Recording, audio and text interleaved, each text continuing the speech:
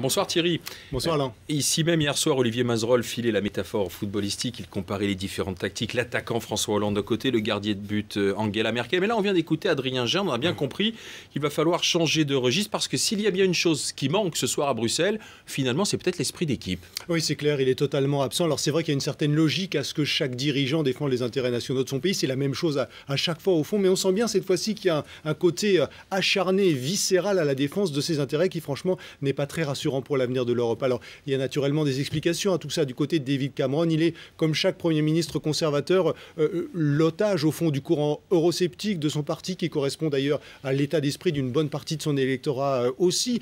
Pour Angela Merkel, il y a une campagne électorale qui est en train de commencer, des élections qui sont évidemment très importantes, qui sont loin d'être gagnées à l'automne. Même chose pour Mario Monti, lui, les élections, c'est au mois de février, dès la fin de ce mois-ci. Et puis pour François Hollande, il n'y a pas de pression électorale, mais on sent bien qu'il y a une vraie difficulté à convaincre les Français de la pertinence de sa politique économique et sociale. Il n'y a pas de résultats. Tous les jours, on annonce des plans sociaux, Petroplus, Goodyear, les constructeurs automobiles. Il y a une vraie pression pour enfin pouvoir produire des résultats concrets, ramener quelques milliards d'euros supplémentaires de Bruxelles. Pour lui, ce serait une vraie victoire naturelle. Alors justement, on a cette bataille de chiffonnier à coups de milliards d'euros qui pourrait se prolonger assez tard dans la nuit, ce que nous disait Adrien. Mais il ne faut pas se tromper parce qu'aussi derrière les chiffres, on a bel et bien, et surtout d'ailleurs, des visions différentes de l'Europe qui s'affrontent. Ah oui, et franchement, le drame, il est là, bien sûr, parce que ce n'est pas effectivement pour des milliards qu'on se bat, c'est pour la défense, et c'est surtout le fond du problème, il est là, la défense d'une certaine vision de l'Europe. Et là, il faut dire les choses franchement, c'est un côté un peu désespérant, parce que rien ne bouge. Du côté des Britanniques, c'est toujours un peu la défense d'une Europe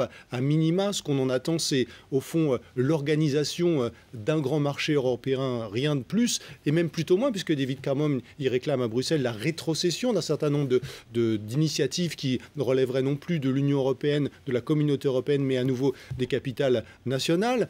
Angela Merkel, c'est la gardienne de l'orthodoxie. Elle veut que l'Europe soit une zone de stabilité qui encourage l'orthodoxie financière, qui récompense la discipline et qui punisse la mauvaise élection. Et puis il y a François Hollande qui lui défend plutôt l'investissement, la croissance dans des proportions évidemment limitées, mais qui sont évidemment importantes aujourd'hui où on parle d'austérité.